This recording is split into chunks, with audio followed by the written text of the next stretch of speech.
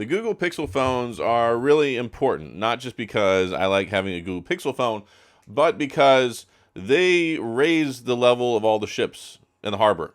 So listen to me on this one. So yes, it's cool that we get our Google Pixel phones, we get our Google Pixel cameras that have all of our Google Pixel AI and all that great stuff, but they actually make all the other phones around them better. Why? Because Google makes Pixel and they also make Android.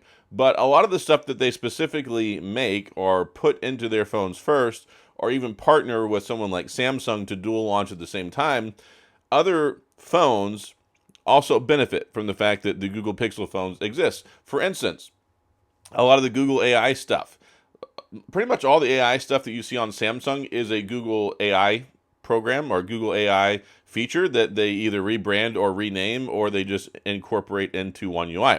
And one of those instances that we just got is, of course, we've got Quick Share, which is a feature, but now you can use AirDrop with your Samsung Galaxy S26 phone, and we've already had that. It got pioneered with the Pixel 10 series phones, I think on the Pixel 9 series phones, and it's going to roll out to more phones as we continue to get there. But that's just one other implementation where Google did something with the Pixel phones, and then it comes out for the other guys too, so that way everybody kind of gets to have a better experience with their phone. Also, case in point is whenever it comes to a lot of the other things like RCS. RCS is also something that's really important, that Google pioneered that to allow everybody to communicate on the same page with the iPhone people. And you might be like, oh, who cares if I talk to iPhone? Well, whenever you live in a connected world where like half the people use iPhones and half the people use Android phones, it is eminently important that you can have a co-equal communication platform. So they've got iMessage, we've got RCS chat, and thankfully they work together, so you can get things like your bubbles, your little notification dots when somebody's typing. You can send over fully fledged pictures and videos because it uses Wi-Fi protocol or internet protocol, and it's not just the SMS texting, which, if you remember, was horrible. It's like, hey, buddy on an iPhone sends you a video clip, and it shows up and it's this little itty bitty box. And like you can't even watch it, you can't even hardly hear it, it's so grainy. Or you try and send over a picture and it just looks like garbage. That's another illustration where the Google guys pioneered that for the Pixel phones, but also for everybody else. And then there's just a whole litany of other things. Like if you take a look at a lot of the AI functions, a lot of things that people love about AI, of course, Gemini, but then in addition to Gemini, you've got Gemini Nano, because they make their own they make their own AI models, and they distribute those so other phones can use them. And that's when you see a lot of these updates with AI. It's like, oh, you get contextual replies, you get smart replies, you get smart this, you get this and that. It's because of Google, which they pioneered them with the Pixel phones, and then they come over to the other phones. So there's a lot of reasons that make sense for Google to be around, because they use their phones as a platform so they can advance Android, but also to make their own stuff, because they don't give away all the keys to the city, right? I mean, we still have the proprietary Google Pixel cameras that we all love so much, which they do really cool things with.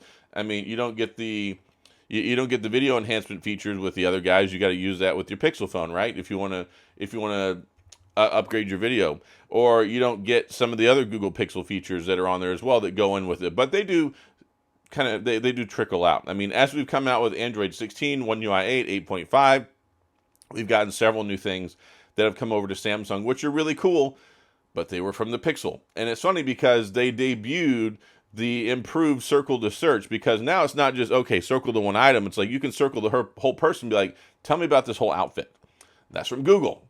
And of course, it got debuted by Samsung. Same thing with circle to search. Whenever they came out with circle to search, they let Samsung announce it, but Google put out a tweet at the exact same time saying, oh, by the way, it's coming to the Google Pixel platform at the exact same time.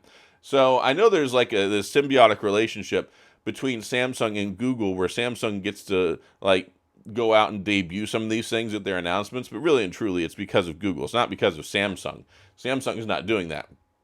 But it does make all the phones better, especially as they roll out to them, especially as we get more security patches and updates and things like that. So even though people may not like the Pixel phones, maybe you don't like the Tensor chipset, maybe you're not that crazy about the Google Pixel camera, your phone is directly benefiting by this phone existing. And there are a lot of people who like the Pixel phones. Like, I absolutely love the Pixel 10 series phones, Pixel 10 Pro XL. I was going to use this one for this video, but it was dead, so I had to charge it. But the Pixel 10a, I'm wrapping up my review on this one.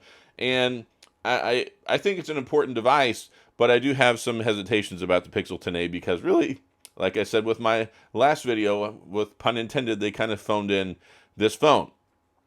But you got to make a new phone for every new year, I guess. So if you didn't buy the Pixel 9a, wait a few months and buy the Pixel 10a when it was on sale like the Pixel 9a was, which is pretty much my advice to the Pixel 9a last year, which Google may not like hearing that, but I'm here to save you money and help you find a good deal, not to push a Pixel phone. But I do think there are a lot of important qualities that I do like about the Pixel phone. I love the display. The Super Actual Display is really nice. I think they have the best haptic feedback whenever it comes to typing on a phone.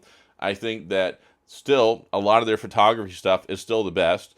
And then a lot of the new features they get incorporated that come to the Pixel phones first. I love the quarterly feature drops, monthly security patches guaranteed. They've done a really good job of hammering in and honing in and fine-tuning a lot of the things that I was complaining about for years. Because whenever it came to the Pixel 6 and the Pixel 7, they're like, hey, we got the Tensor chipset. We're cool now. And the software just kind of fell to the wayside, and they let the cart get in front of the horse with the hardware. And now finally, the software guys and the hardware guys seem to be working in unison and in harmony, making it the best platform experience on Android. And it's very much like Apple. Stuff comes out, you get it, gets pushed out. They're getting better about pushing features out. We just got another quarterly feature drop. They're getting better about spot fixes and patches and bug fixes and just overall trying to make the platform better. And I don't have a problem that they're not chasing like 6 gigahertz chipsets and crazy things like that, because they're making a platform that works. They've created the Pixel experience, which now that we've got Material 3 Expressive, Material U, all that stuff, it is my favorite. Whenever it comes to the UI, it's snappy, it's responsive. I like what they've done with the widgets. I like what they've done with the themes, and they just keep making it better and better and making it their own, because I used to love the Pixel phones and the cameras, but I hated the software. I did not like the bare bones bland like this. Yeah, it was cool to have a non-skin vanilla software experience, but I think they've done the right thing with creating their own experience when it comes to the Material U, Material Expressive, all those different things, and it just makes it more fun, it makes it more enjoyable, it makes it stand out more, it makes it feel like a more modern flagship phone instead of just like, oh, here's an OEM device and everybody else can just build off of it. And that's really where I think that they've gone over the last couple of years, and I think they've done a good job. And if the rumor mill is true and OnePlus might be exiting the North American market, then that's just more opportunity for them to pick up some more market share and to build some more momentum, because they're doing a lot of good things. And they're slowly rolling out some more of these features to different countries, and they are very popular in countries like Japan. There's been more people buying them in like Germany and England and things like that. So I think they're doing a lot of good stuff, maybe a little bit slow for some people's time frames, but I do think that they are very necessary and essential platform for everybody to get a better experience on Android, but also because I love and enjoy the phones. So that's all I got. If you have any questions, comments, gripes, concerns, complaints, all that stuff, please, of course, go to the comment section. I'll do my best to get back with you. If you enjoyed the video, please hit the like and the subscribe button and the little notification bell if you want updates when new videos come out. And as always, thanks for being here. I appreciate you watching, and I'll see you guys next time.